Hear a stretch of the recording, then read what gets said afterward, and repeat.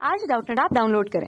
Doubtnut पर अपने सभी गणित, रसायन विज्ञान, भौतिक विज्ञान और जीव विज्ञान के डाउट्स का करो सफाया। बस प्रश्न की फोटो खींचो, एक ही प्रश्न को क्रॉप करो और तुरंत वीडियो सोल्यूशन पाओ। अभी डाउनलोड करें। हेलो फ्रेंड्स, प्रश्न है जब अंड का निषेचन नहीं होता है तो क्या होता है, वर्णन करें। आइए इस प्रश्न का उत्तर देखते हैं। तो क्या होता है जब निषेचन की क्रिया होती है? क्या होती है? निषेचन की क्रिया होती है। वह किसमें होती है? वह होती है लैंगिक जनन में। किसमें होती है? लैंगिक जनन में होती है निषेचन की क्रिया। और लैंगिक जनन में किसके द्वारा होती है? लैंगिक जनन में होती है दो युग्मकों द्वारा। किसके द्वारा? दो युग्मकों के द्वारा। तो दो युग्मक कौन कौन से हैं? एक है नर युग्मक तथा दूसरा है मादा युग्मक। मादा युग्मक, नर युग्मक तथा मादा युग्मक दोनों ही बनकर या दोनों का संलयन होता है, जिससे क्या होता है? युग्मनज बनता है। क्या बनता है? युग्मनज का निर्माण होता है, जिसको जाइगोट भी कहते हैं। नर युग्मक से मतलब कि नर युग्मक को क्या कहते हैं? उसको कहते हैं शुक्राणु। तथा जो मादा युग्मक है उसमें क्या होता है? अंडाणु। ठीक है, नर युग्मक शुक्राणु, मादा युग्मक अंडाणु। तथा जो युग्मनज जाइगोट विकसित होकर क्या करता है?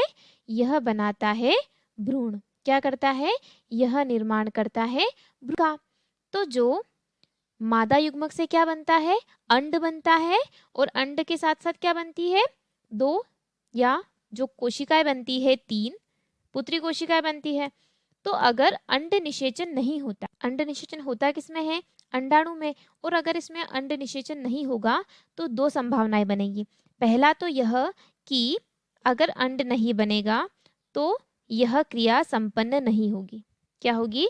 संपन्न नहीं होगी, अर्थात कि जो युग्मनज है उसका निर्माण नहीं होगा। क्या होगा? युग्मनज का निर्माण नहीं होगा तथा युग्मनज से वापस फिर भ्रूण का निर्माण भी नहीं होगा। तथा यह तो हो गई पहली संभावना। तथा जो दूसरी संभावना है उसमें क्या होता है कि जो अंड होता है उसको क्या रहता है कि उसको किसी प्रकार के निषेचन की आवश्यकता नहीं होती। मतलब कि वह बिना निषेचन के क्या कर लेता है? बाह्य वृद्धि कर लेता है। क्या कर लेता है? बाह्य वृद्धि कर लेता है। बाह्य वृद्धि करके वह पृथक हो जाता है। क्या हो जाता है? बाह्य वृद्धि करता है तथा पृथक हो जाता है, जिसके कारण क्या हो जाता है? बाह्य वृद्धि कर लेता है, पृथक हो जाता है, जिसके कारण हो जाता है नए जीव का निर्माण हो जाता है। और इस क्रिया में उसे किसी भी प्रकार के निषेचन की आवश्यकता नहीं होती है।